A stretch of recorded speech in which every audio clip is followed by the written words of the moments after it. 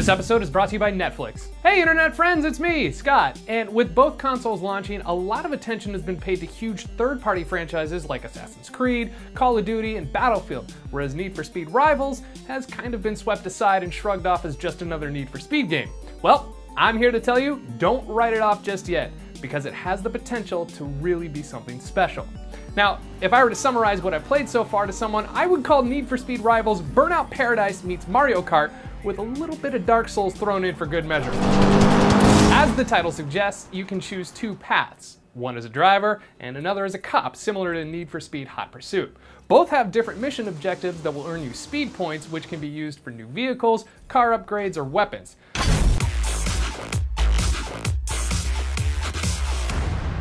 So here's the kicker. The game drops you in the middle of the open world of Redview County, where you can compete in time trials, pursuits, or head-to-head races on the fly.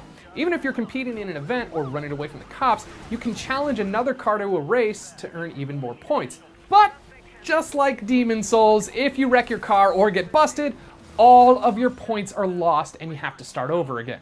The driving, unlike a game like Forza or Gran Turismo, is super arcadey and very forgiving, and after a while, you'll be drifting around tight corners and driving through glass houses like any of the characters in a Fast and Furious movie. You'll also have the option of loading your car with two weapons ranging from spike strips to mines to electromagnetic pulses, just like in Mario Kart with their banana peels and turtle shells. The story in Rivals is laughably bad, but then again, it's a driving game, so that doesn't really matter. I am the reality show, the catalyst, the 15 minutes you'll never have. What does that even mean? You are my rival. The Mingle player experience?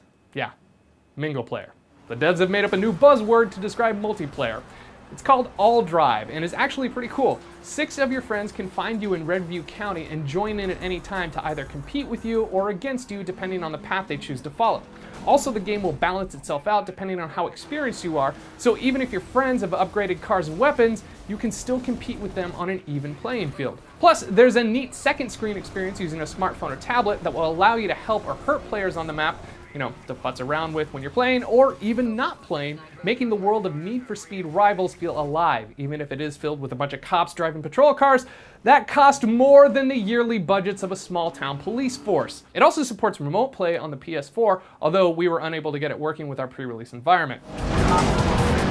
Now, I played the game for almost 8 hours and I still haven't gotten bored. In fact, I can't wait to jump back in and play it some more. Rivals could just be the best Need for Speed we've had in years and is definitely filling the void that Burnout Paradise left in my heart. Now let's take a moment to thank our sponsor Netflix. Netflix lets you stream your favorite movies and TV shows straight into your home, saving you time, money, and the hassle of dealing with a cable company. All you need is an internet connection and a Netflix-enabled device like a computer or a smartphone, or hey, maybe even that brand new PS4!